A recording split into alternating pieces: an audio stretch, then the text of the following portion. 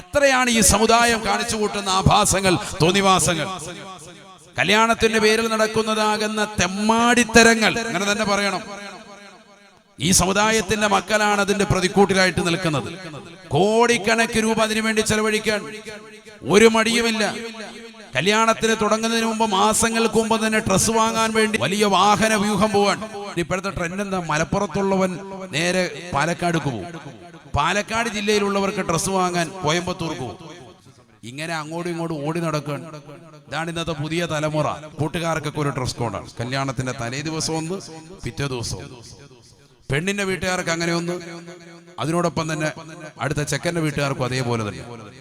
വാപ്പായും ഉമ്മായും വേറെ colour dress, മക്കളും കുടുംബങ്ങളും സഹോദരങ്ങളും ഒക്കെ വേറൊരു ഡ്രസ്സ്, കൊച്ചുമക്കൾ വേറെ കളർ, വീടിന് വേറൊരു പെയിന്റ്, എല്ലാം വെറൈറ്റിയെ കൊണ്ടുവരികയാണ്.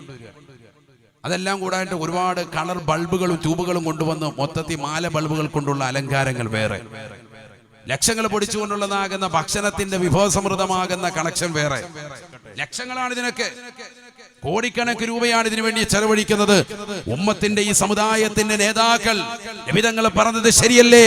ലികുല്ലി ഉമ്മത്തിൻ ഫിത്ന, എല്ലാ സമുദായത്തിനും ഒരു നാശമുണ്ട്.